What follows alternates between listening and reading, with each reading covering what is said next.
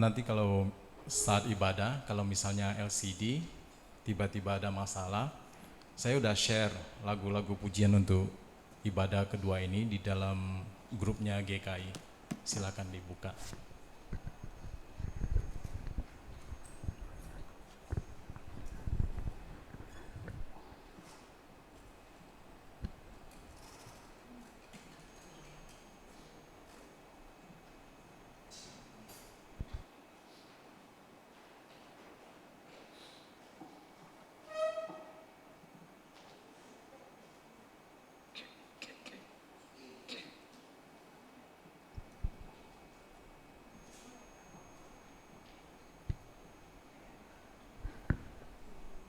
Selamat pagi Bapak dan Ibu yang saya kasih dalam Tuhan Yesus.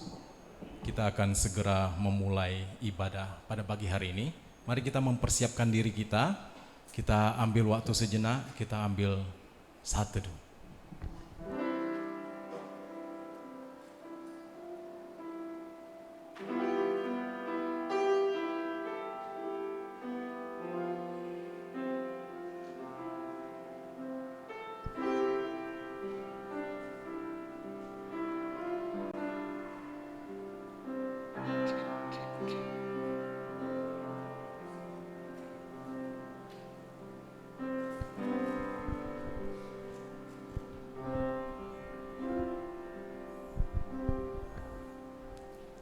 Jemaat, saya persilakan untuk bangkit berdiri.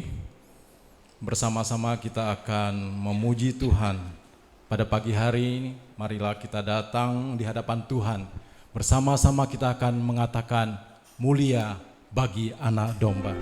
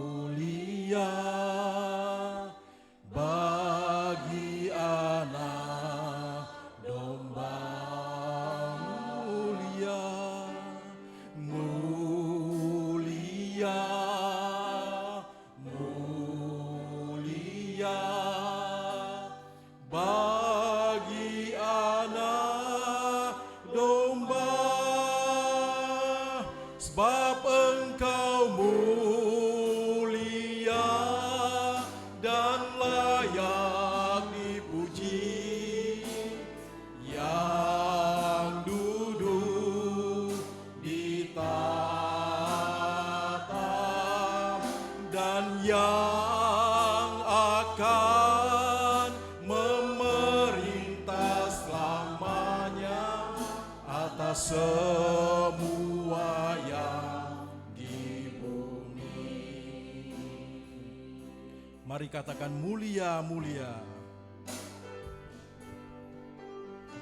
Mulia, mulia bagi anak domba.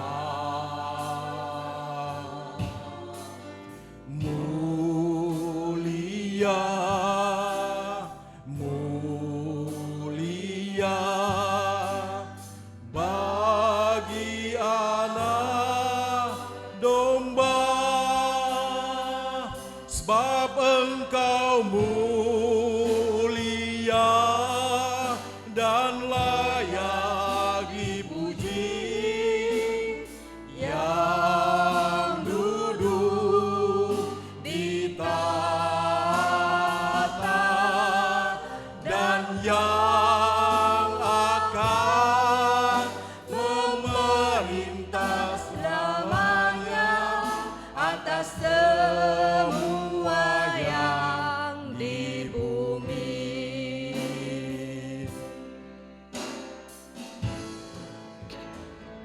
Sebab Engkau mulia dan layak dipuji, yang duduk di tahta dan yang akan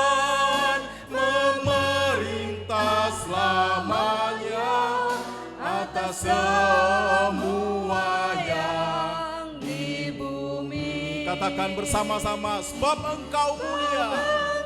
Mulia dan layak dipuji, yang duduk di tahta dan yang akan memerintah selamanya atas semua yang di bumi, atas semua yang di bumi. Saudara yang dikasih Tuhan, ibadah ini terjadi karena pertolongan kita ada dalam nama Tuhan yang menjadikan langit dan bumi, yang kasih setianya tetap sampai selama-lamanya. Amin.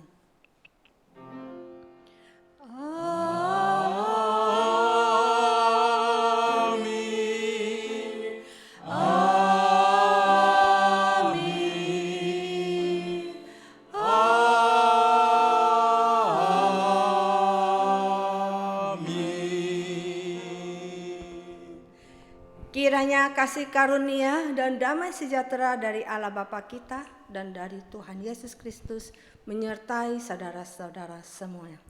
Dan menyertai saudara juga. Jemaat, saya persilakan duduk kembali. Pagi ini kita akan merenungkan firman Tuhan dengan tema peduli yang membawa berkat. Firman Tuhan di dalam Surat Filipi pasal yang kedua ayat yang keempat berbunyi demikian. Dan janganlah tiap-tiap orang hanya memperhatikan kepentingannya sendiri, tetapi kepentingan orang lain juga. Demikian tema firman Tuhan pada pagi hari ini yang nanti akan disampaikan oleh hambanya Evangelis Lydia Curia. Kita akan mempersiapkan diri kita di dalam doa pengakuan dosa. Mari kita mempersiapkan diri kita dengan satu pujian, sujud dan terima kasih. Mari kita merenungkan kasih Tuhan yang Dia nyatakan di atas Kalvari.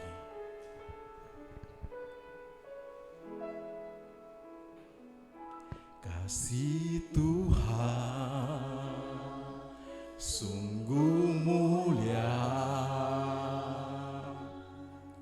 tulus dan sempurna mengasihiku. Pengorbanan di Kalvari, pengorbanan di Kalvari, sungguh berharga, kau tebus dosaku. Terpujilah Tuhan Yesus, ditinggikan di atas pujian. Oh, dari dalam lubuk hatiku, ku sujud dan berterima kasih. Kasih Tuhan tak bersyarat.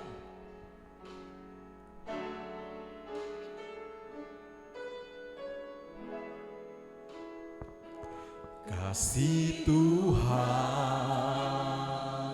tak bersyarat,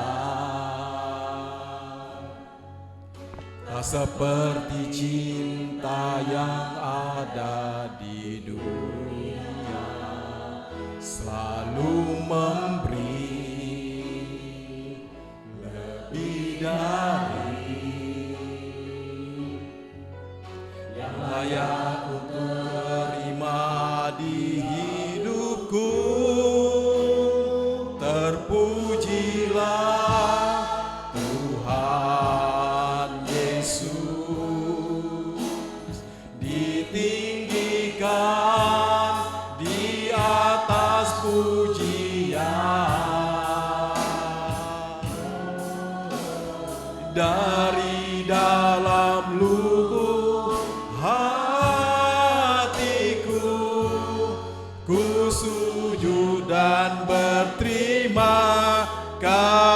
kasih, terpujilah Tuhan Yesus, ditinggikan di atas segalanya. Dari dalam lubuk hatiku, ku sujud dan berterima kasih. Dari dalam lubuk hatiku, ku sujud dan berterima kasih. Mari kita bersama-sama mengambil sikap berdoa. Marilah kita boleh datang kepada Tuhan pada pagi hari ini dengan kerendahan hati kita, dengan sepenuh hati, dengan ketulusan hati. Bolehlah kiranya kita mengakui segala pelanggaran dosa kita. Seperti lagu yang kami nyanyikan ya Tuhan, betapa tidak kami berterima kasih atas pengorbanan-Mu di atas Kalvari ya Tuhan. Kami sadari ya Tuhan, pengorbanan-Mu adalah yang terbesar dan terdahsyat di dunia ini ya Tuhan. Tidak ada pengorbanan yang lebih besar lagi yang kami terima selama kami hidup ini ya Tuhan. Karena pengorbanan-Mu inilah Tuhan, kami punya harapan, kami mempunyai hidup ya Tuhan. Tapi biarlah Tuhan, setiap kami yang datang pada pagi hari ini, biarlah kami juga boleh menyadari ya Tuhan, untuk mendapatkan keselamatan, untuk masuk ke tempat kudus-Mu ya Tuhan, kami juga harus kudus ya Tuhan. Tapi sebagai manusia ya Tuhan yang hidup dalam darah dan daging, kami tidak bisa memungkiri akan kelemahan kami ya Tuhan. Setiap kali, bahkan berkali-kali ya Tuhan, kami mengecewakan Engkau ya Tuhan. Kami jatuh di dalam pelanggaran dosa, kami jatuh dalam pencobaan ya Tuhan, dan kami tidak sanggup untuk mengatasinya ya Tuhan. Tapi biarlah Tuhan, kami boleh mengingat akan kasih-Mu ya Tuhan. Kasih-Mu yang besar, Engkau yang setia. Engkau mengampuni segala dosa pelanggaran kami ya Tuhan. Dengarkan seruan setiap jemaat-Mu di tempat ini pada pagi hari ini ya Tuhan. Jadikan hidup kami kudus, supaya kami mendapatkan apa yang Kau janjikan kepada kami ya Tuhan. Sekali lagi Tuhan, ampuni kami dari hati kami yang terdalam ya Tuhan. Biarlah kami menjadi lebih baik, serupa dengan Kristus ya Tuhan. Di dalam nama Yesus, inilah doa pengakuan dosa kami. Amin.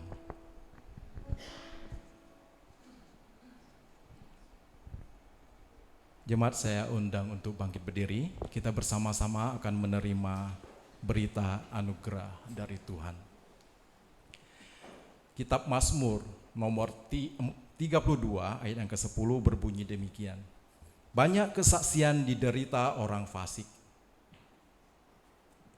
tetapi orang percaya kepada Tuhan dikelilingnya dengan kasih setia.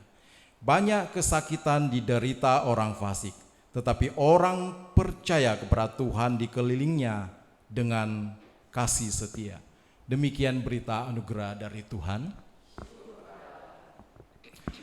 Tuhan telah mengampuni dosa kita, kita sudah menerima anugerah kebaikan, anugerah keselamatan dari Tuhan. Mari kita bersama-sama bersuka cita, memberikan salam damai untuk saudara dan saudari kita yang ada di sebelah kanan dan kiri kita, sambil bersama-sama menyanyikan pujian bertemu dalam kasih-Nya. Sambil bertepuk tangan.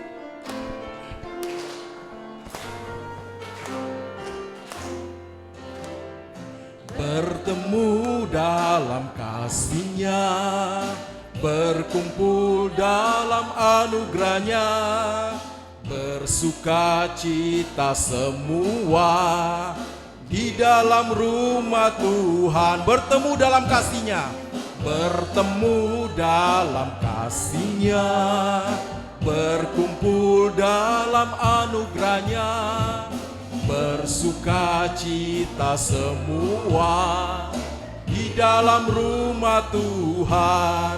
Oh saudaraku dan saudariku, Tuhan cinta dan mengasihimu. Mari bersuka cita semua di dalam rumah Tuhan. Oh saudaraku dan saudariku, Tuhan cinta dan mengasihimu. Mari bersuka cita semua di dalam rumah Tuhan, bertemu dalam kasih-Nya, dalam kasih-Nya, berkumpul dalam anugerah-Nya, bersuka cita semua di dalam rumah Tuhan. Oh saudaraku dan saudariku, Tuhan cinta dan mengasihimu. Mari bersuka cita semua di dalam rumah Tuhan. Mari bersuka cita semua di dalam rumah Tuhan. Terima kasih, silakan duduk. Bersama-sama kita akan melihat satu perikop firman Tuhan dan kita akan membacakan secara bergantian bertanggapan. Surat Galatia pasal yang ke-6. Bisa ditampilkan? Ya, bisa ya. Surat Galatia pasal yang ke-6 dari ayat yang pertama hingga ayat yang ke-10 kita akan bacakan secara bertanggapan. Saya akan memulai di ayat yang ganjil. Saudara-saudara, sekalipun seorang kedapatan melakukan suatu pelanggaran, maka kamu yang rohani harus memimpin orang itu ke jalan yang benar dalam roh lemah lembut, sambil menjaga dirimu sendiri supaya kamu juga jangan kena pencobaan.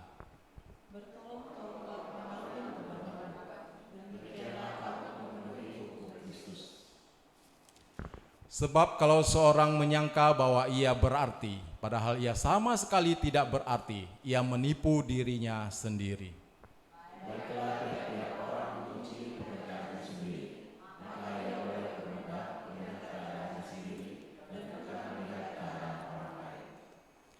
Sebab tiap-tiap orang akan memikul tanggungannya sendiri.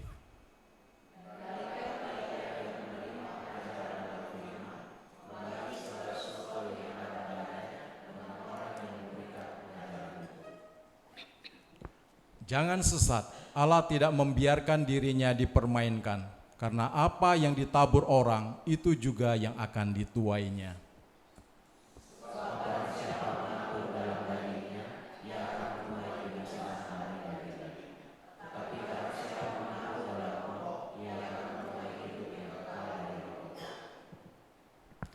Janganlah kita jemu-jemu berbuat baik, karena apabila sudah datang waktunya, kita akan menuai jika kita tidak menjadi lemah.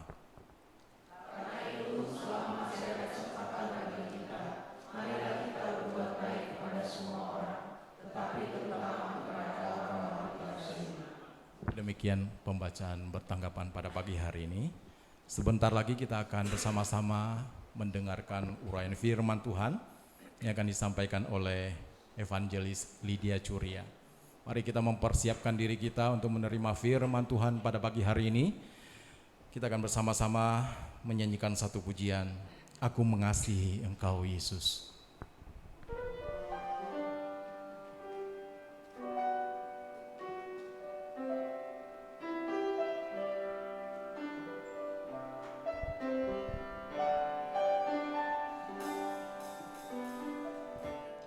Aku mengasihi Engkau Yesus dengan segenap hatiku.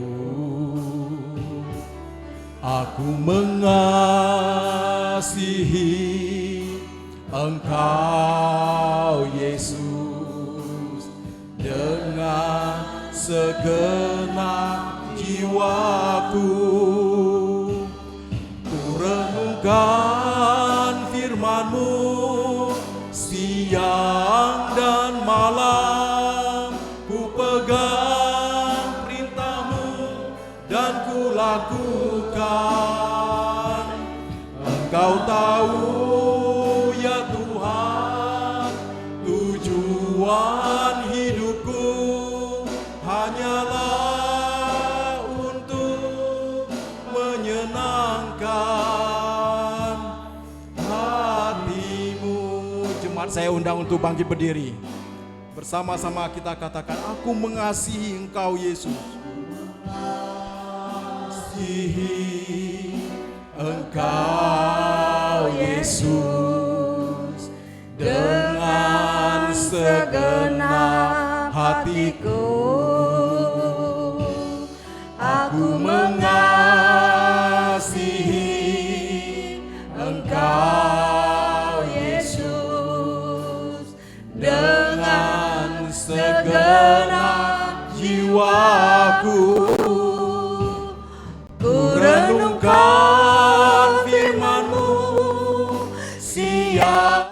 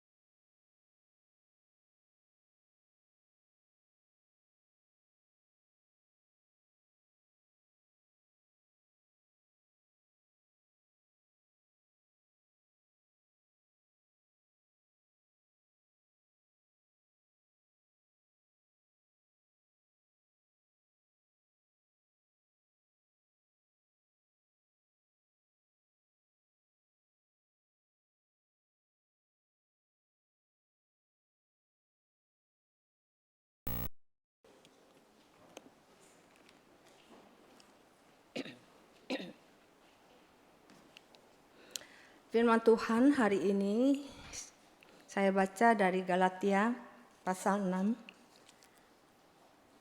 Seperti bacaan bertangkapan kita tadi, tapi hari ini sekarang saya baca ayat 2-nya saja. Bertolong-tolonganlah menanggung bebanmu. Demikianlah kamu memenuhi hukum Kristus.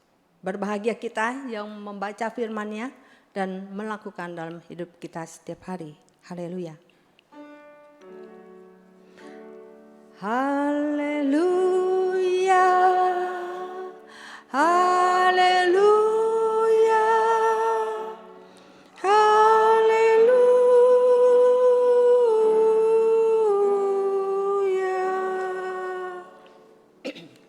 Shalom, selamat pagi saudara-saudara. Siapa yang masih ingat tadi dikatakan tema kita apa?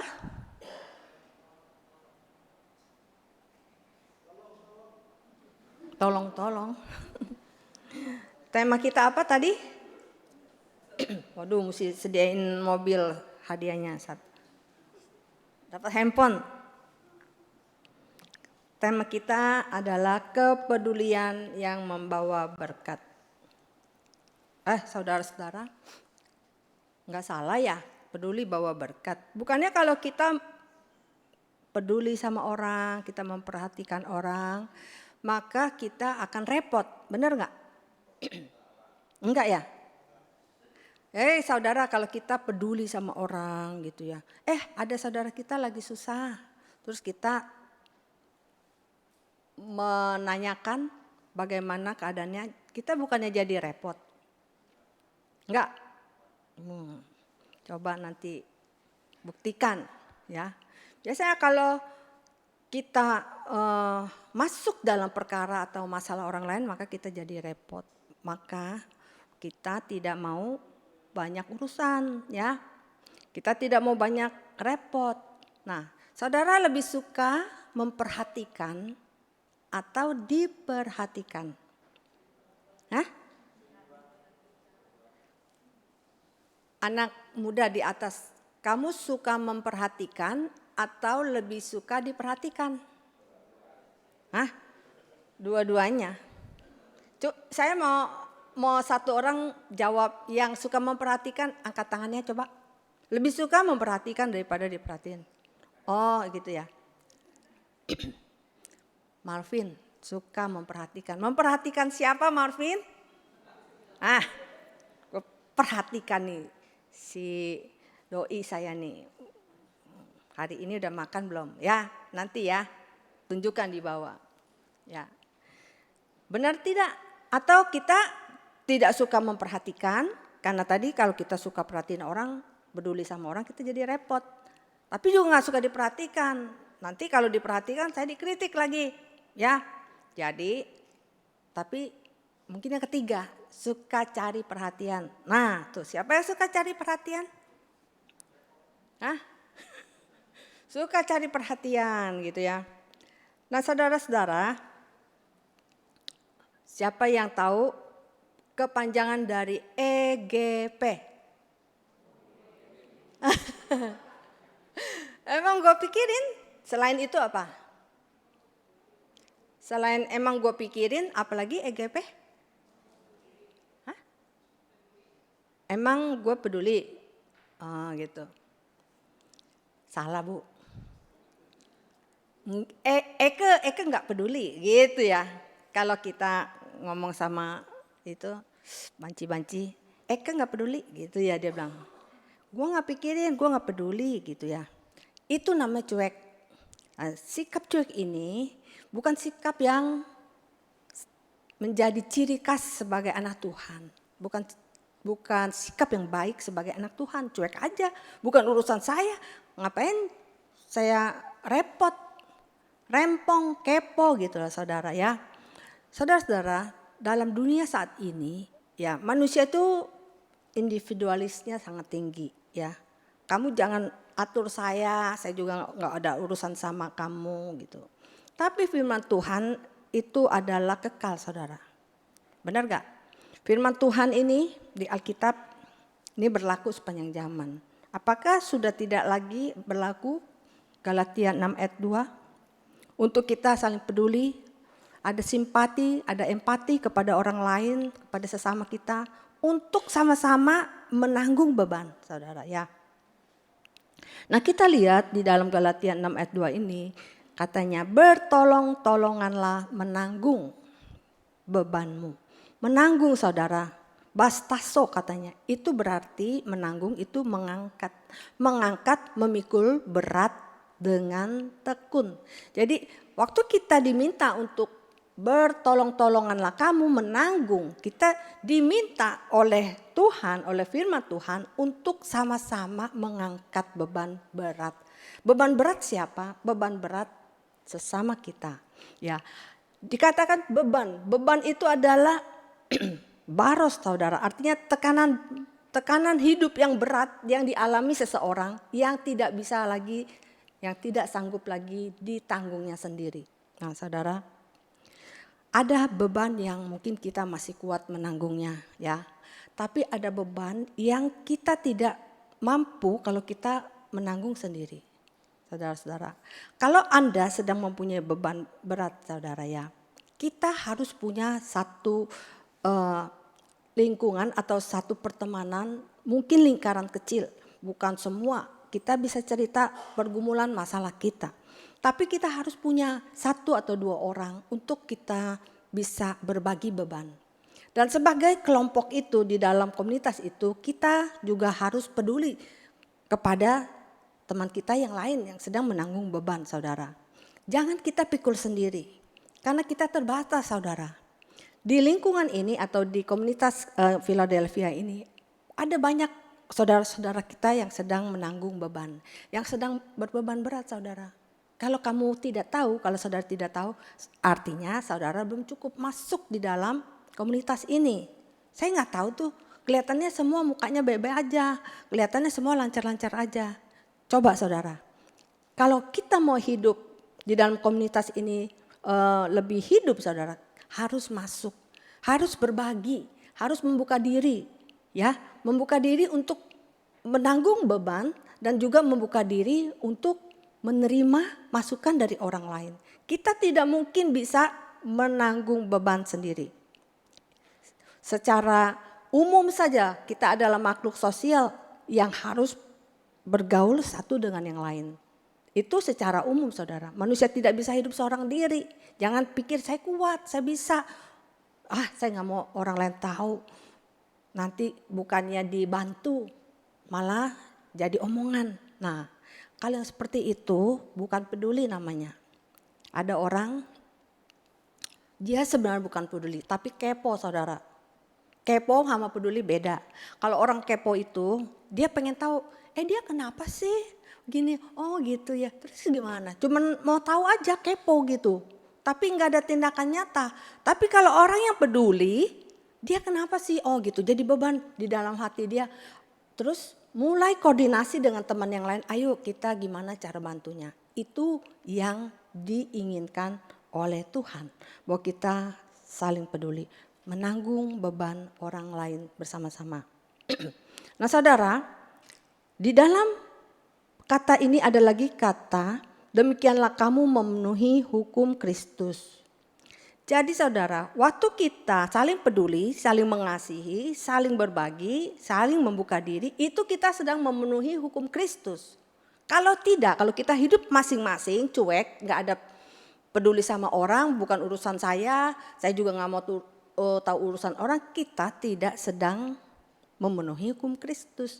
Artinya kita juga bukan murid Kristus. Kita tidak ada kasih di dalam hati kita.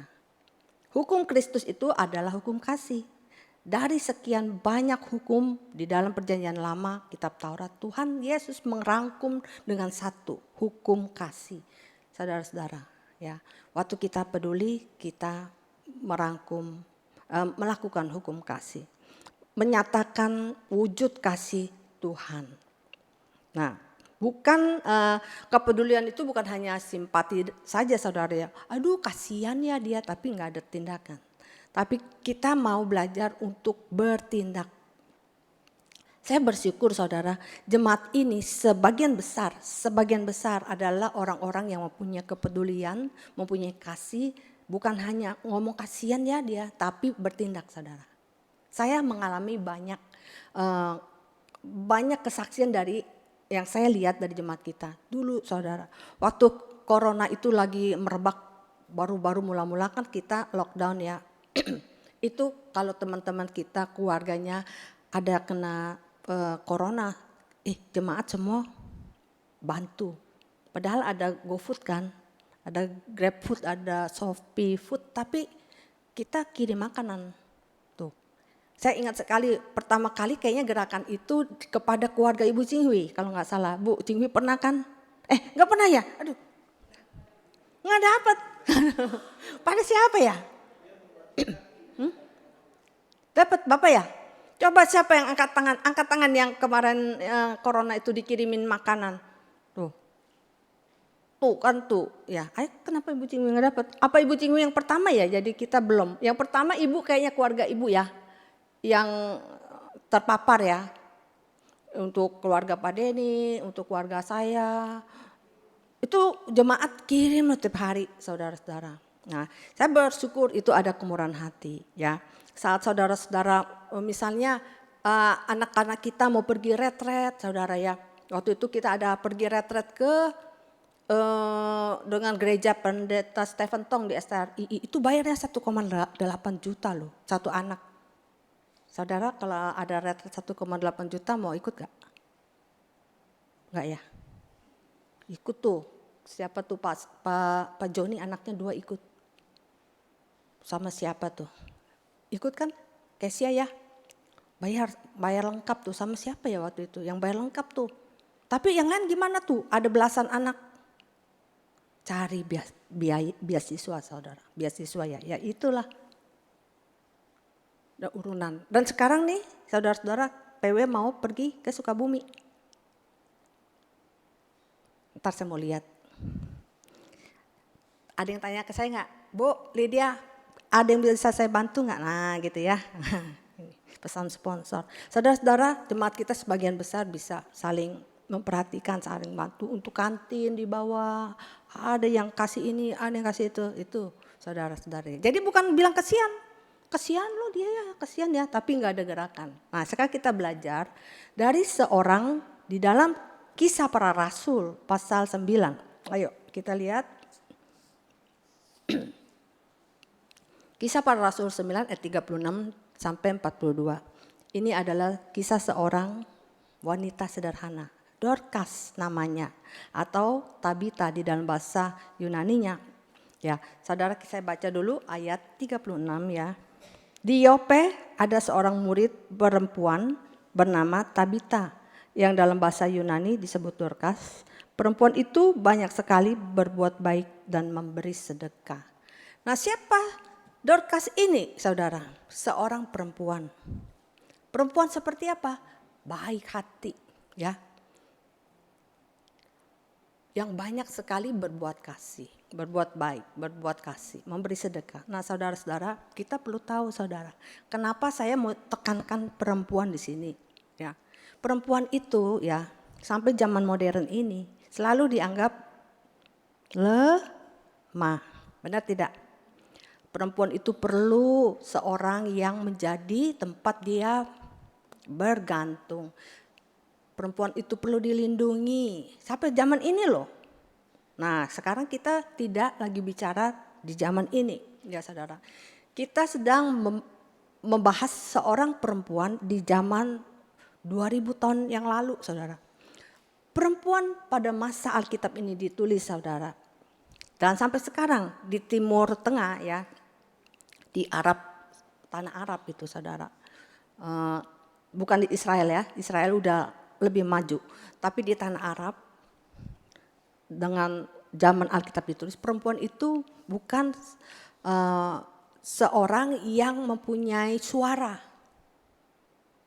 untuk berpendapat. Bukan orang yang mempunyai kedudukan, apalagi kalau dia tidak menikah. Atau dia adalah seorang yang mandul, tidak mempunyai anak. Atau dia adalah seorang janda. Maka seorang laki-laki di dalam keluarga Kristen, di dalam keluarga di dalam perjanjian baru dan lama ini, itu perlu seorang laki-laki untuk menjadi tempat dia mempunyai harga diri, saudara ya.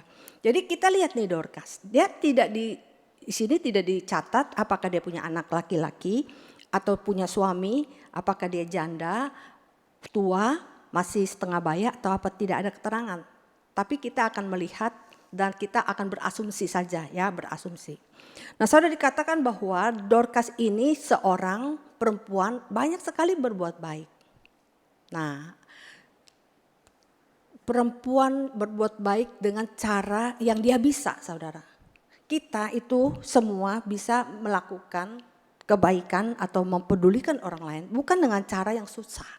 Tapi dengan cara yang kita bisa. Apa yang Dorcas bisa? Dia hanya seorang yang bisa untuk menjahit saudara ya. Menjahit. Nah kalau zaman sekarang menjahit itu mungkin yang lebih pintar laki-laki. Ya kalau kita jahit jas, tailornya itu kan laki-laki. Ya mungkin kalau yang bikin gaun pengantin, penjahitnya laki-laki. Coba tanya Pak Widi. Pak Widi, penjahit gaun pengantin galeri Bapak laki ya? Laki, ya. Zaman sekarang lelaki lebih pintar menjahit, ya. Walaupun ada juga wanita. Desainer, kebanyakan laki-laki saudara. Yang ngetop, yang bagus. Calvin Klein, itu laki perempuan? Laki kan? Cewek apa cowok? Setengah-setengah, ya laki sebenarnya. Karena dia kerjaannya seni jadi dia lemah gemulai begitu. Tapi dia laki-laki gitu ya.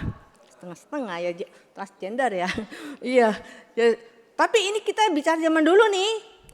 Zaman dulu waktu zaman nenek saya, kebanyakan wanita bisa menjahit. Sekarang mungkin tidak ya, tapi zaman dulu kebanyakan wanita bisa menjahit. Nah, Dorcas melakukan kebaikan dengan cara yang dia bisa menjahit. Cuma yang lain, janda-janda yang ditolong dia itu, apakah mereka tidak bisa menjahit? Pasti bisa saudara, kemungkinan besar bisa.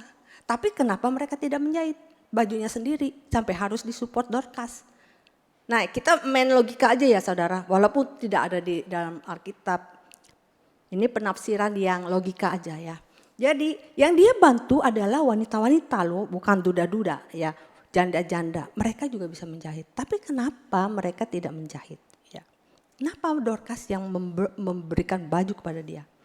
Karena Dorcas seorang yang tidak egois. Dia itu murah hati. Dia ada banyak belas kasihan di dalam hatinya. Hatinya peka saudara untuk melihat kebutuhan orang lain. Sedangkan janda-janda yang dibantunya itu adalah orang yang merasa aku gak bisa nih. Aku susah. Aku gak bisa, gak mampu. Mengasihani diri saudara. Kita kalau mengasihani diri kita tidak bisa melangkah untuk diri kita sendiri. Boro-boro untuk orang lain. Untuk kita sendiri aja kita gak ada daya, gak ada kekuatan. Kita tunggu orang berbelas kasihan kepada kita. Sehingga apa yang kita bisa lakukan di dalam potensi kita terkubur saudara, terkubur. Potensi kita mati, kita tidak bisa. Mungkin itu yang dialami janda-janda itu saudara. Tapi Dorcas ini dia tidak mau mengambil posisi itu. Dia mau bangkit, dia mau kembangkan talenta yang Tuhan berikan kepadanya untuk memberkati orang lain. Dia melangkah keluar, melangkah dari ketakutannya. Seharusnya Dorcas itu seperti firman Tuhan mengatakan janda-janda anak yatim itu ditanggung, dipelihara oleh jemaat saudara, oleh negara gitu. Tapi dia gak mau menunggu belas kasihan orang, dia mau justru aku yang akan berperan. Mungkin dia lihat situasi, dia orang yang peka, dia lihat situasi, teman-teman sesama lansia mungkin. Mereka sulit ya, begini ya, saya bisa nih. Ya, saya bisa. Saudara, di Alkitab itu tidak banyak tulis tentang nama seorang perempuan ya. Tapi perempuan-perempuan yang ada dicatat di dalam Alkitab adalah perempuan-perempuan yang sebenarnya orang yang sangat sederhana. Kita kalau adalah orang yang sederhana, tapi kita punya hati yang mengandalkan Tuhan, kita bisa dipakai oleh Tuhan. Misalkan saudara, kita lihat Dorcas. Lalu kita lihat Ruth saudara ya. Ruth juga perempuan sederhana. Tidak ada suami, tidak ada orang tua, ayah. Tidak ada saudara ya. Berarti dia apa? Berarti dia juga bukan wanita yang mendapat perlindungan. Tapi dia bisa saudara. Akhirnya dipakai oleh Tuhan menjadi nenek moyang dari Tuhan Yesus Kristus. Ada banyak perkara ya di dalam di dalam Alkitab. Perempuan yang dicatat dalam Alkitab adalah perempuan-perempuan yang sederhana. Perempuan yang berdosa, yang diampuni oleh Tuhan, dipakai oleh Tuhan, dicatat ya. Itu semua orang-orang sederhana, perempuan-perempuan sederhana. Jadi waktu kita mau peduli, mau perhatikan orang, jangan tunggu saya kuat, jangan tunggu saya bisa, jangan pikir kalau saya ada kemampuan, semua bisa. Oke? Nah, sekarang saudara, kita lihat Dorcas ketika dia peduli kepada orang saudara. Dia sakit nih, sakit akhirnya meninggal. Mungkin Dorcas sudah lansia. Karena apa? Karena dia sakit pasti sudah diobati. Karena banyak orang sayang sama dia, pasti dia sudah dipijit, diurut, diterapi ya saudara. Tapi akhirnya meninggal, mungkin karena usia saudara meninggal. Zaman itu saudara, sampai hari ini diadopsi sama teman-teman kita muslim, mati tidak boleh disimpan, jenazahnya harus segera dikubur. Tapi apa yang terjadi? Karena kasih kepedulian Dorcas kepada teman-temannya, mereka nggak rela kubur dia loh. Ya, mereka tidak rela kubur dia. Tadi pagi saya cerita, nih ada Pak Supardi ini di belakang ya. Suatu waktu ya saudara, saya pergi ke rumah duka. Terus pas kita sudah selesai, ada Pak Supardi juga nih. Bu Susan ada datang nggak Pak? Nggak datang ya. Nah, terus menuju lift itu Pak Supardi bilang, aduh kita nggak tahu ya kapan ya umur kita ya berapa tahun lagi ya gitu. Terus ada jemaat Pinangsia berkata begini, tunjuk ke Pak Pardi ini orang baik banget ya. Dia kalau sudah meninggal akan bangkit lagi. Gitu tuh Pak Pardi itu. Benar saudara, Pak Pardi itu orang yang sangat peduli, yang perhatian sama orang. Mungkin sekarang agak sedikit lambat karena kesehatan dan usia ya. Tapi 10 tahun yang lalu saudara peristiwa itu terjadi. Pak Pardi orang yang gercep banget. Coba kalau ada apa dia bilang, wih cepet deh pokoknya ya. Ngomong sama Pak Pardi langsung dibantu. Jadi orang Pinangsia itu, jemaat Pinangsia bilang, ini ya kalau sudah meninggal dia bakal bangkit lagi. Katanya gitu saudara. Nah itu yang diharap juga kepada Dorcas oleh teman-temannya. Sehingga dipanggillah Petrus saudara. Perjalanan dari kematian sampai Petrus datang kemungkinan 3 sampai 2 hari. Karena kan gak ada bus, langsung nyampe 2 jam 1 jam. Perjalanan jauh ya saudara. Jadi simpan.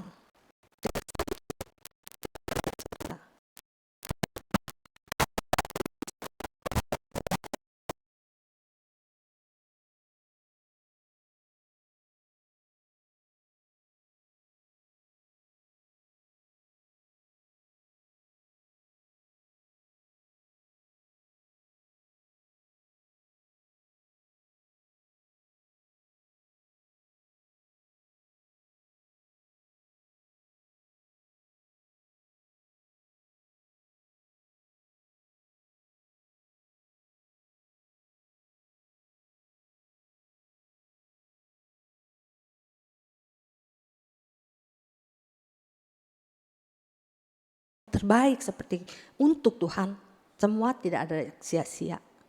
Mungkin orang yang kita bantu tidak akan balik bantu kita. Tapi dia bisa melihat kebaikan kita itu, kasih kita, dia bisa bantu ke orang lain. Terus begitu saudara, estafet. Ya. Dan Tuhan tidak pernah akan berhutang kepada kita. Amsal 19 ayat 17 ya. Amsal 19 ayat 17. Siapa menaruh belas kasihan kepada orang lemah, memiutangi Tuhan yang akan membalas perbuatannya itu. Saudara, Amsal 19 ayat 17 ini dahsyat saudara ya. Masa kita bisa memiutangi Tuhan, pencipta alam semesta ini? Dengan apa kita memiutangi Tuhan? Dengan kepedulian kita mengasihi orang-orang yang lemah, yang sedang membutuhkan pertolongan. Siapa menaruh belas kasihan kepada orang yang lemah, memiutangi Tuhan yang akan membalas perbuatannya itu. Dan Tuhan tidak akan ingkar janjinya. Walaupun kecil apa yang kita lakukan.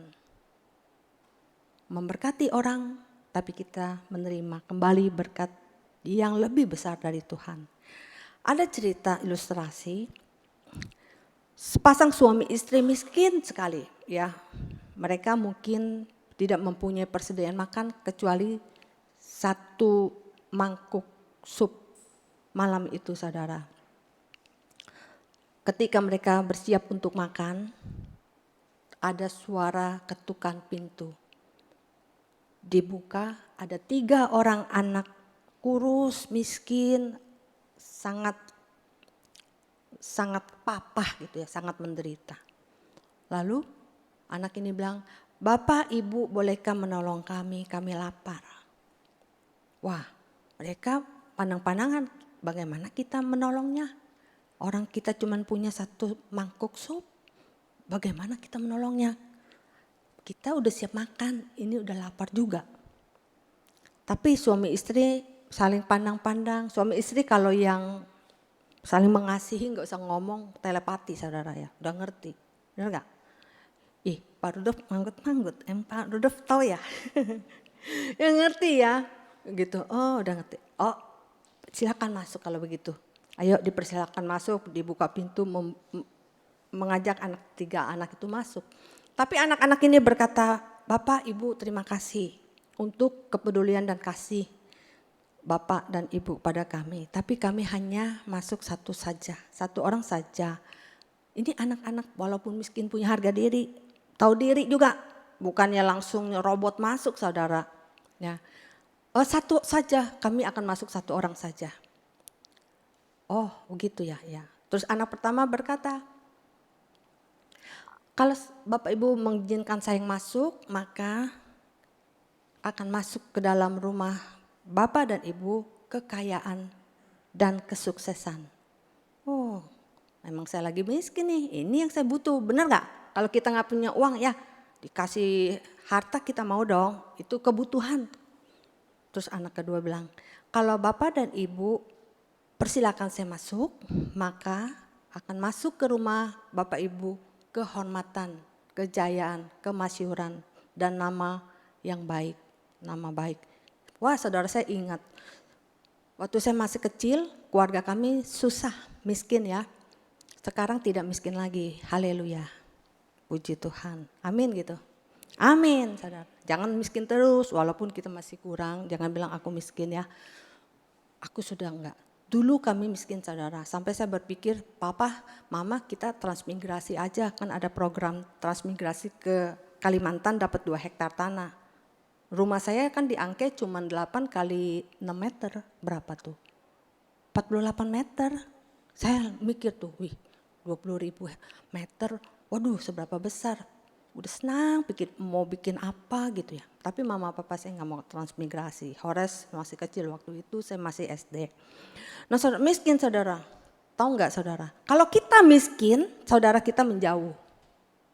Kalau kita miskin, ya kita datang ke rumah saudara kita, mereka takut. Mau utang nih. Ya emang kadang-kadang kalau kita datang cuma mau perlu begitu, mereka jadi takut ya kan. Kalau kita telepon, aduh apa lagi nih, itu kan pura-pura kita tidak tahu. Benar gak? Siapa punya pengalaman seperti itu? Memang gitu kenyataannya. Kalau kita kaya semua orang datang, tapi kalau kita susah, kita dihina orang. Memang tidak ada orang saudara saya atau saudara papa saya ya. Kalau mama saya agak kita gak begitu deket, gak begitu akrab. Saudara papa saya kan Kristen semua. Nggak ada yang bilang kita seperti di sinetron TikTok tuh.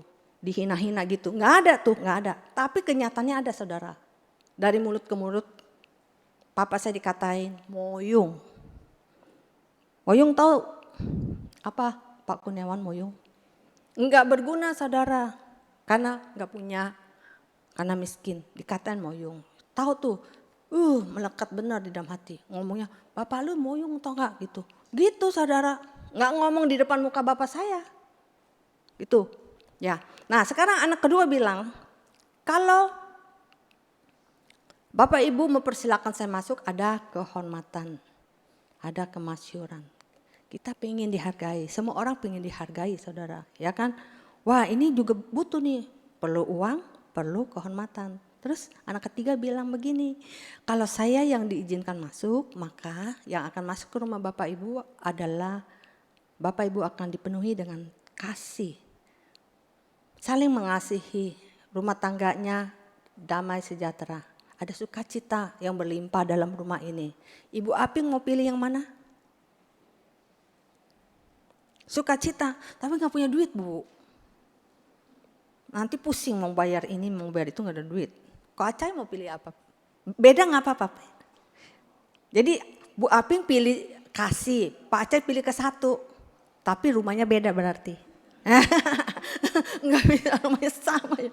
Ya, saudara, akhirnya suami istri ini sepakat persilakan anak ketiga dituntunnya masuk.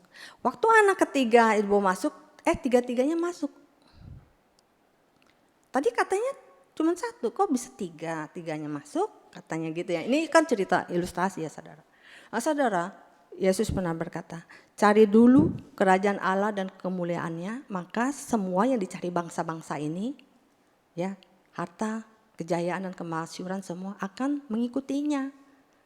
Kalau ada kasih di dalam rumahmu, semua hal yang sulit dapat dilewati, dapat dicari, dapat mengikuti. Masalahnya di rumah kita sudah tidak ada kasih itu. Karena apa? Karena tidak ada uang, membuat semua acak-acakan.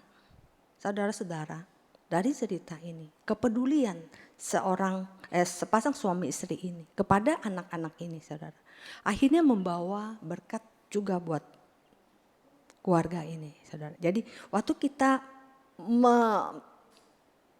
mengundang kasih Tuhan masuk di dalam keluarga kita, maka ada damai sejahtera, ada sukacita. Itu tidak bisa dibeli. Walaupun harta kita banyak, itu tidak bisa dibeli. Tapi kalau ada itu, maka semua bisa mengikuti. Ya, semua diberikan pada kita. Ya, kembali kepada hukum kasih tadi. Tuhan bilang memenuhi hukum Kristus kalau engkau saling mengasihi, saling peduli. Kalau engkau saling mengasihi, saling peduli, maka orang akan tahu kamu adalah murid-muridku. Kalau kamu adalah murid-muridku, kamu akan melakukan apa yang kuperintahkan kepadamu. Itu ya. Nah sekarang kita ke ayat 10 dari Galatia 6 ayat 10. Karena itu selama masih ada kesempatan, marilah kita berbuat baik kepada semua orang. Tetapi terutama kepada kawan-kawan seiman. Nah saudara-saudara, kesempatan itu pakai kata kairos. Kairos itu adalah waktu yang terbatas. Tidak selalu ada waktu, saudara. Nah, saudara, kalau ada mesin waktu yang bisa kembali ke zaman lalu seperti sekarang tuh banyak cerita gitu. Itu cerita orang frustasi, saudara ya. Tapi saya suka tuh cerita frustasi kayak gitu. Demen banget gitu ya. Memperbaiki kesalahan kita di masa lalu. Saya mau tanya, kalau ada mesin seperti itu, saudara mau balik nggak? Hah? Kalau saya mau balik, saudara, saya mau memperbaiki ada banyak masalah yang sekarang saya sesali seharusnya tidak terjadi. Balik, saudara. Siapa yang mau balik? Hah? Pak Yoki mau balik nggak? Enggak ya? Udahlah, berarti hidupnya udah bahagia di sekarang. Kalau saya mau balik, saudara, ada kemana saya cerita sama adik saya Kesia. Kami kan kumpul di rumah mama.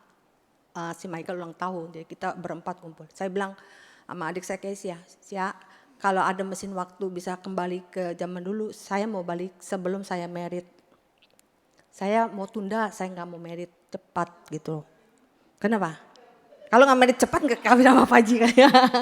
Karena setelah saya menikah, adik saya Kesia itu kan akrab dekat sama saya. Saya asuh dia waktu dia kecil. Dia kehilangan saya, saudara. Sifatnya sekarang ini begitu suka berontak-berontak itu mungkin kesalahan saya banyak di situ. Karena saya tidak ada, dia kehilangan saya. Saya bilang saya mau balik, saya mungkin akan tunda 2 tahun atau 3 tahun lagi sampai kamu benar-benar matang. Gitu. Itu salah satu yang saya pengen balik, saudara. Jadi kesempatan itu tidak bisa balik, saudara, kalau kairos ini. Selama masih ada kesempatan kita berbuat baiklah. Nah, saya kasih satu cerita lagi. Ada seorang pendeta dengan seorang anak, setiap hari dia pasti bawa traktat, menjangkau jiwa-jiwa di jalan atau masuk ke memberikan traktat ke rumah-rumah. Suatu hari di musim dingin, salju turun begitu lebat, saudara. Jalanan tertutup salju dan sangat dingin dan tidak ada orang yang keluar rumah karena sangat dingin. Jadi Si pendeta berkata kepada anak, hari ini kita tidak ke jalan karena memang tidak ada orang di jalan, semua masuk ke rumah. Jadi kita nggak usah pergi. Tapi anak ini dia ada dorongan di dalam hatinya, kita tetap pergi Pak. Siapa tahu ada orang yang membutuhkan traktat ini, gitu. Kita pergi jangan terlalu jauh. Akhirnya papa dan si anak ini pergi, saudara. Tidak ada orang di jalan satupun yang mereka temui karena sangat dingin. Lalu mereka pergi ke rumah-rumah, mengetuk semua pintu rumah, membagi traktat dengan satu senyuman berkata, Bapak Ibu, Tuhan Yesus mengasihimu, ini ada traktat, jikalau Bapak Ibu membutuhkan bisa telepon di sini, ada nomor gereja kami. Udah gitu. Nah tapi ada satu pintu tidak mau buka. Terus papanya bilang, ayo nak, mungkin tidak ada orang di rumah gitu. Karena juga gelap, tidak ada lampu satupun yang menyala, itu sudah menjelang malam ya, udah sore. Terus tapi si anaknya coba ketok lagi, sampai ditunggu beberapa saat, sampai beberapa kali ketuk pintu itu 3-4 kali enggak ada. Anak itu udah dalam hati, Tuhan kalau ada seseorang yang membutuhkan biarlah dia membuka pintu. Tapi enggak ada, saudara. Nah ayo kita pulang, ini udah dingin banget. Sekali lagi kata anak itu, dia ketok pintu itu, tek tek tek tek, nggak ada. Akhirnya mereka pergi. Baru mereka melangkah beberapa langkah, pintu itu terbuka. Si anak itu dengar langsung tengok, dia berlari ke sana. Pintu hanya dibuka kecil saja, mengintip saja orang di dalam rumah itu. Ada apa? Kata orang itu. Terus si anak ini berkata, selamat sore ibu, katanya. Saya mau memberikan traktat ini, Tuhan Yesus mengasihimu. Kalau ibu mau membutuhkan percakapan, bisa telepon di sini. Bisa datang ke gereja kami. Tuhan Yesus memberkati gitu ya. Udah diterima, hanya begitu percakapannya. Setelah 2 minggu, di dalam kebaktian minggu setelah bubar, setelah selesai khotbah, seorang wanita datang ke depan. Dia berkata, boleh saya bicara sebentar. Dan dia menceritakan bahwa malam itu 2 minggu yang lalu, sore itu dalam keputusasaannya aku sudah menaruh tali di atas. Sudah siap saya untuk menyudahi penderitaan saya. Dia mau bunuh diri, saudara. Tapi ada suara ketukan pintu yang terus berulang. Membuyarkan saya punya konsentrasi, saya mau bunuh diri. Bunuh diri itu perlu konsentrasi loh. Bener, kalau nggak konsentrasi nggak jadi, nggak bisa saudara. Jadi mesti, pokoknya saya mau mati gitu ya. Jangan bunuh diri. Saudara. Jadi itu perlu konsentrasi dan perlu keberanian yang besar. Yang salah, keberanian besar tapi salah. Mestinya kalau punya keberanian besar tuh untuk hidup ya. Tapi hidup itu susah. Pikir dia mau selesai. Tapi terus diketuk pintu. Saya marah sebenarnya. Ini ganggu saya. Udah mau eksekusi diganggu. Akhirnya saya tunggu. Pintu itu bunyi lagi beberapa kali. Jadi saya pikir ada apa? Ada yang penting. Akhirnya seorang anak datang dengan wajah bersinar bagaikan seorang malaikat mengatakan hal yang tadi yang saya katakan. Dan setelah saya baca traktat ini, saya menangis, saya tahu bahwa Tuhan mengasihi aku. Jadi dia menerima Tuhan akhirnya. Nah saudara-saudara, itu kairos saudara. Kalau kita tidak menggunakan itu, hari itu ada orang yang mati. Kalau anak kecil itu tidak datang. Nah sekarang saudara, di kehidupan yang nyata ada sebuah jembatan Golden Gate di Francisco. Itu diresmikan jembatan itu tahun 1937. Tapi jembatan itu tinggi, panjang dan megah toh. Di bawahnya sungai yang dalam saudara ya. Nah jadi orang yang putus asa datang ke jembatan itu lompat saudara. Ada 1.500 orang yang sudah mati bunuh diri di situ. Mungkin waktu itu orang belum ngeh, tapi di zaman modern ini sekarang sudah dipasang jaring, saudara ya, dipasang telepon untuk keadaan darurat orang yang putus asa. Kadang orang putus asa itu mau mati dia masih mau telepon seseorang. Itu masih ada harapan hidup. Kalau orang itu datang nggak jadi mati, saudara ya. Tapi kebanyakan enggak lagi. Nah, ada orang-orang yang tahu jembatan itu dibuat bunuh diri, saudara. Mereka standby di situ. Sekarang sih udah ada patroli terus lihat-lihat ya di situ untuk mencegah. Tapi masih ada juga orang yang mau bunuh diri di situ. Nah, saudara-saudara, kalau tidak ada orang yang peduli, maka akan lebih banyak orang yang mati di situ, saudara. Jadi kepedulian itu membawa berkat bagi orang. Yang putus asa, dia tahu, oh ada orang yang memperhatikan. Ada orang memberi senyum kepada saya, berarti saya masih berharga. Saya tidak sendiri. Mari kita lihat Ibrani 6 ayat 10 untuk menutup bagian ini. Ibrani 6 ayat 10.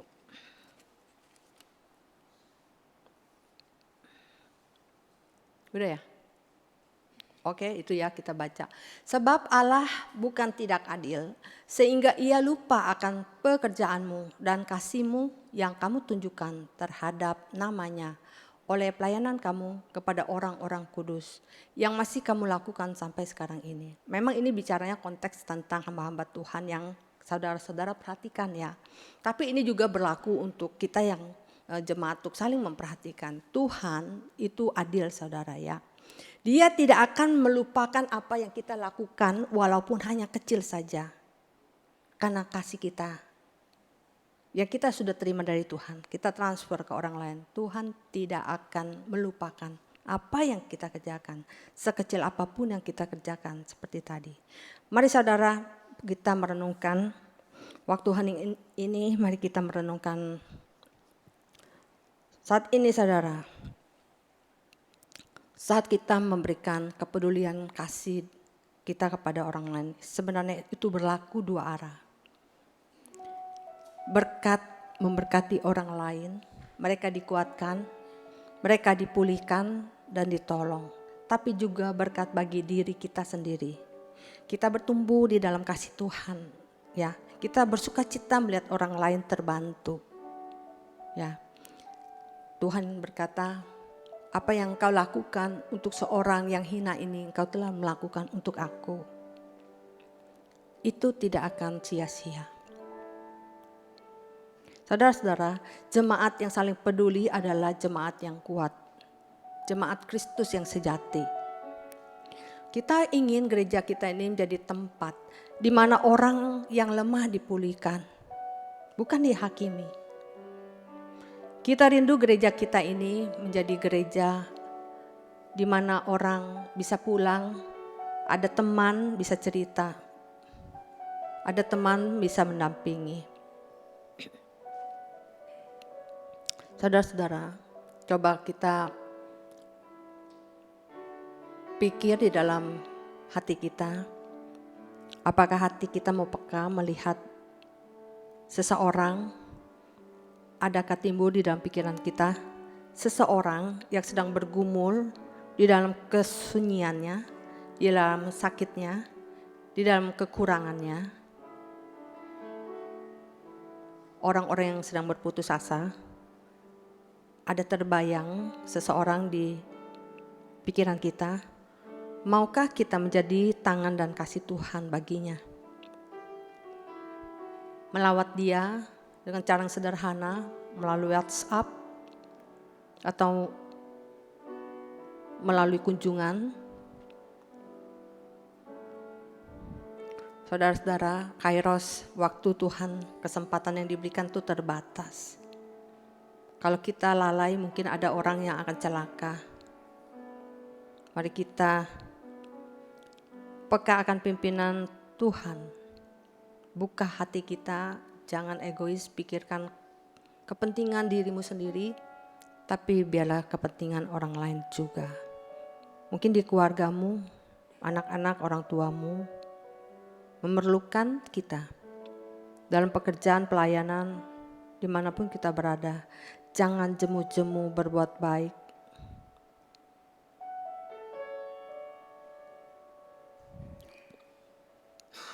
Bapak, Dorcas adalah wanita sederhana yang sebenarnya dia juga perlu support, perlu dukungan. Tapi dia mau keluar dari ketakutannya, dari zona amannya. Untuk dia mengembangkan talenta yang Tuhan berikan. Dengan apa yang ia punya, dengan apa yang ia bisa. Menjadi saluran kasih Tuhan. Dan itu membawa dampak yang luar biasa. Banyak orang datang percaya kepada Tuhan. Tuhan tolong kami.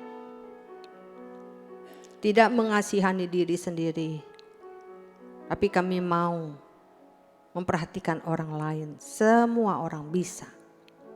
Semua orang dimampukan. Dan Tuhan akan membayar apa yang telah kami lakukan. Tuhan tidak pernah berhutang. Terima kasih Bapak. Di dalam nama Tuhan Yesus kami berdoa. Amin.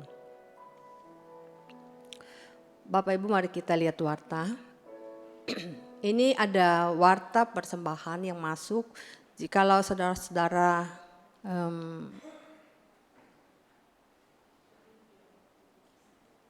jika saudara lihat ada kekeliruan pencatatan bisa dikonfirmasi di tata usaha ya.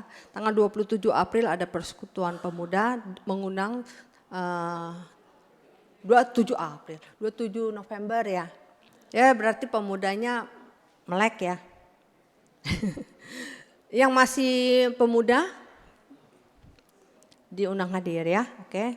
Terus hari ini saudara tidak ada latihan paduan suara. Jadi waktu untuk latihan paduan suara itu untuk latihan angklung para wanita. Apa perlu saya sebut nama-nama? Tidak perlu lah ya. Yang kemarin sudah latihan itu baru satu baris. Kita perlu 2 baris saudara ya. Saya sebut deh daripada kabur nanti. Ibu Ana yang kemarin nggak usah saya sebut lagi langsung tahu ya. Ibu Ana, Ibu Rita, siapa tuh? Bu Herlina. Oh, urusan dapur Bu Helena ya. Ini Ibu Ulan, Ibu Aping mau main tidak? Bu Sondang, Bu Heni. Gitu. Kita perlu orang, Ibu Asmawati, Ibu Elisten di atas. Ya. Yang saya nggak sebut ikut ya, Ibu Yeyen, Ibu Ita, Novrista. Yang mau pergi Sukabumi wajib ikut. Kalau nggak dibawa. Ya, untuk ibu-ibu yang mau pergi Sukabumi nanti kita kongkongannya di WA aja. Nah, saudara, terus apa lagi ya? Ada lagi enggak warta di situ? Katekisasi tidak ada hari ini. Apalagi ya, saya ada lupa. Nanti deh, udah. Nanti kalau ada lagi saya itu ya. Silakan Pak Kurniawan. Oh ya, hari ini adalah hari kita memberikan ucapan syukur untuk mendukung Natal saudara. Buat saudara-saudara yang memerlukan amplop mendukung persembahan Natal bisa acungkan tangan ya. Nanti bisa MJ kasih amplopnya ya. Atau bisa ambil di depan. Di depan ada amplop ini.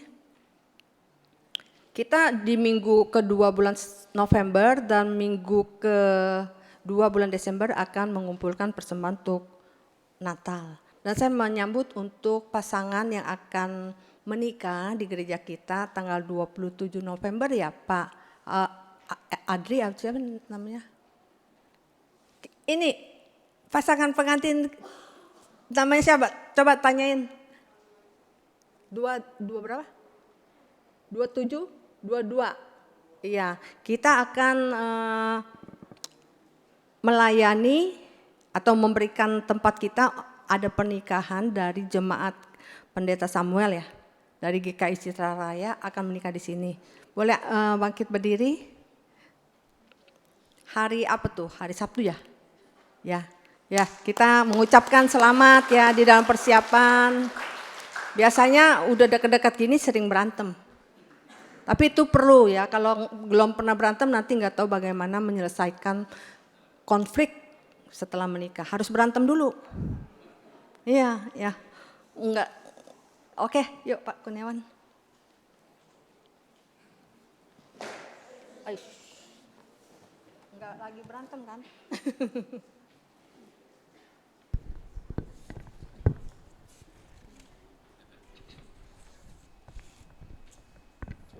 Mohon maaf ya, LCD di gereja kita itu lagi tidak sedang baik-baiknya itu. Mohon dukungan doa untuk fasilitas pelayanan ini. Mari jemaat, saya undang untuk bangkit berdiri. Terima kasih untuk Evangelis Lydia Curia yang telah menyampaikan firman Tuhan pada pagi hari ini. Mari kita sehati bersama-sama mengikrarkan pengakuan iman rasuli. Aku percaya kepada Allah, Bapa yang Maha Kuasa, Kali langit dan bumi, dan kepada Yesus Kristus, Anak yang tunggal Tuhan kita, yang dikandung daripada Roh Kudus, lahir dari anak darah Maria, yang menderita sengsara di bawah pemerintahan Pontius Pilatus, disalibkan, mati dan dikuburkan, turun ke dalam kerajaan maut. Pada hari yang ketiga bangkit pula dari antara orang mati, naik ke surga, duduk di sebelah kanan Allah, Bapa yang Maha Kuasa, dan dari sana ia akan datang untuk menghakimi orang yang hidup dan yang mati. Aku percaya kepada Roh Kudus, gereja yang kudus dan am, persekutuan orang kudus, pengampunan dosa, kebangkitan orang mati, dan hidup yang kekal. Amin. Silakan duduk. Kita akan mempersiapkan diri kita, memberikan persembahan untuk pekerjaan Tuhan. Mazmur nomor 33 ayat yang kedua berbunyi demikian. Bersyukurlah kepada Tuhan dengan kecapi, bermazmurlah baginya dengan gambus 10 tali. Kita akan menjalankan persembahan dengan diiringi dengan lagu Ku Berikan. Petugas persembahan, kolektor persembahan bisa mempersiapkan diri.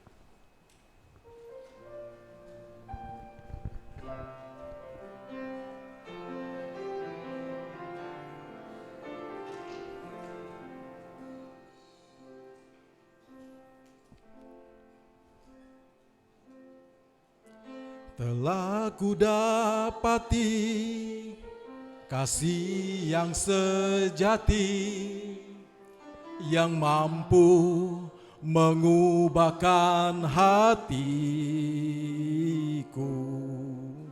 Kasih yang kau beri jauh melebihi segalanya di dalam hidupku.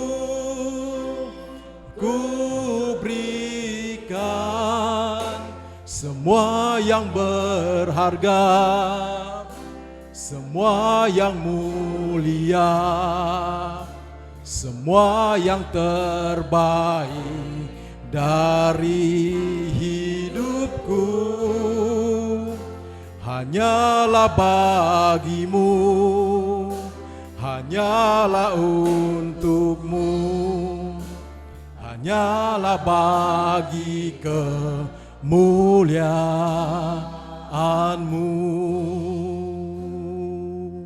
Katakan, telah kudapati, telah kudapati kasih yang sejati, yang mampu mengubahkan hatiku. Kasih yang kau beri jauh melebihi segalanya di dalam hidupku. Ku berikan semua yang berharga, semua yang mulia, semua yang terbaik dari hidupku. Hanyalah bagimu, hanyalah untukmu, hanyalah bagi kemuliaan-Mu. Sekali lagi katakan, ku berikan, ku berikan semua yang berharga, semua yang mulia, semua yang terbaik dari hidupku hanyalah bagimu, hanyalah untukmu. Katakan, ku berikan semua yang berharga, semua yang mulia, semua yang terbaik dari hidupku hanyalah bagimu, hanyalah untukmu, hanyalah bagi kemuliaanmu,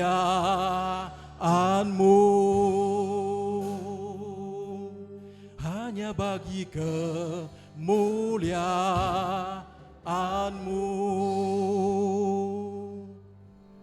Mari kita menyerahkan persembahan kita di hadapan Tuhan. Kami bersyukur Tuhan untuk kebaikan-Mu dalam kehidupan kami ya Tuhan. Kami melihat pimpinan-Mu menyertai kami sepanjang hari ya Tuhan. Sepanjang waktu di kehidupan kami Tuhan.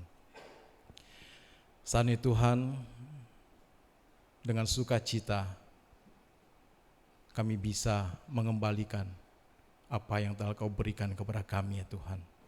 Engkau berkati setiap tangan yang memberi ya Tuhan. Engkau sucikan persembahan kami, Engkau pakai persembahan kami supaya menjadi sarana di dalam pelayanan Engkau ya Tuhan. Bapa Surgawi, kami menyerahkan dalam tangan Kau ya Tuhan untuk setiap jemaat-Mu di tempat ini ya Tuhan. Biarlah firman yang telah kami dengarkan pada pagi hari ini Tuhan bisa kami terapkan dalam hidup kami ya Tuhan. Kami yang mampu ya Tuhan, kami bisa memberikan bantuan kepada saudara-saudara kami yang memerlukan ya Tuhan. Engkau berikan hati kepada kami untuk selalu mengasihi saudara-saudari kami ya Tuhan. Tolong kami Tuhan di dalam kehidupan kami, pekerjaan kami. Tuhan, kiranya Engkau selalu membuka jalan bila kami menemukan kesulitan ya Tuhan. Engkau juga memberikan hikmat kepada kami untuk mencari pekerjaan yang layak dan berkenan kepada Engkau ya Tuhan. Terima kasih Tuhan Yesus, segenap hidup kami, segenap pekerjaan usaha kami serahkan ke dalam tangan Kau ya Tuhan. Kami percaya Tuhan akan menuntun, memimpin hidup kami sampai pada akhirnya Tuhan. Hanya di dalam nama Yesus Kristus kami berdoa dan mengucap syukur. Amin. Saudara, mungkin kita dalam kehidupan kita selalu atau mungkin pernah menghadapi kesulitan, kebimbangan, ragu, nggak tahu apa yang harus kita kerjakan. Ini adalah realita kehidupan kita. Tapi biarlah kita selalu menyerahkan diri kita di dalam pimpinan Tuhan. Bila kita boleh menyerahkan tangan kita untuk pimpinan Tuhan. Di akhir ibadah ini saya akan mengajak kita menyanyikan satu pujian di mana pencipta lagu ini memberikan inspirasi, dan lagu ini diciptakan adalah pengalaman pribadinya. Kesulitan datang, keraguan, kebimbangan datang, dia mendapatkan kekuatan. Karena apa? Tangan kasih Tuhan yang selalu memegang tangannya. Biarlah kita juga boleh belajar dari lagu ini, menyerahkan segala kesulitan kita berserah kepada Tuhan, menyerahkan tangan kita kepada Tuhan. Biarlah Tuhan yang akan memimpin kita. Katakan, tenanglah kini hatiku.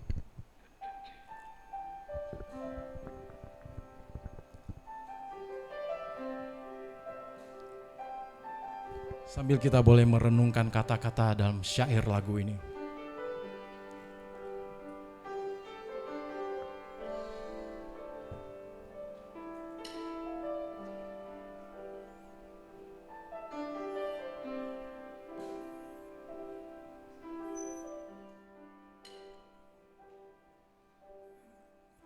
Tenanglah kini hatiku,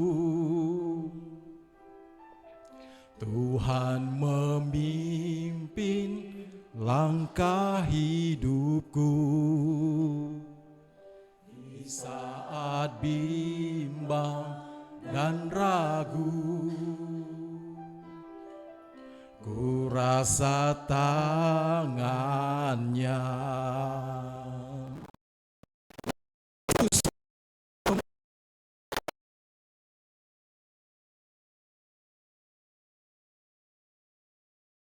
Ku berserah pada semua janjinya. Yesus membimbingku dengan tangan kasih-Nya. Tenanglah hatiku, sebab tanganku dipegang.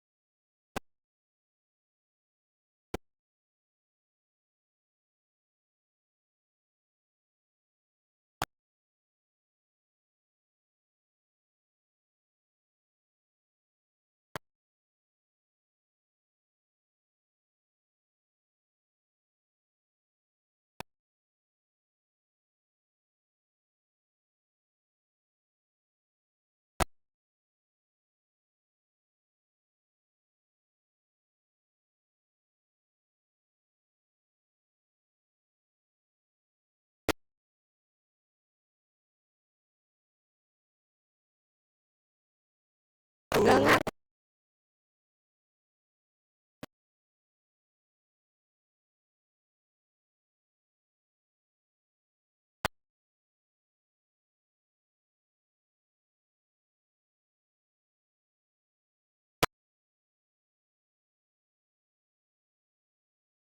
Yesus membimbingku, Yesus membimbingku, tanganku dipegang.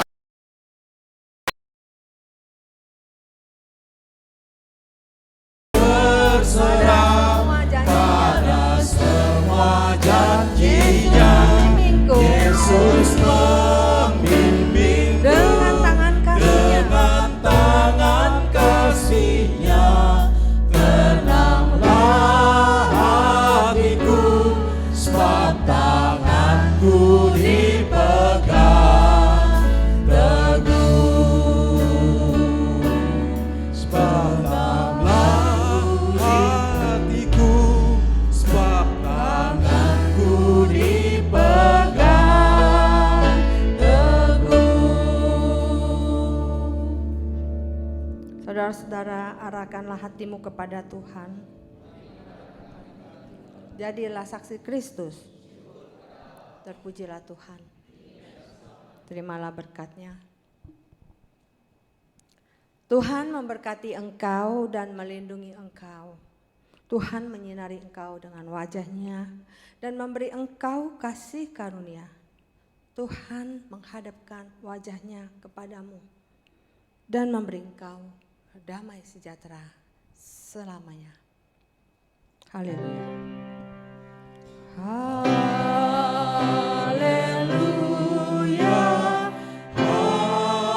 Haleluya, haleluya, Haleluya.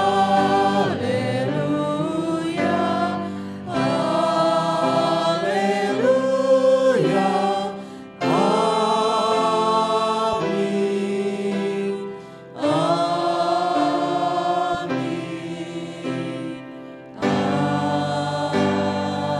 amin,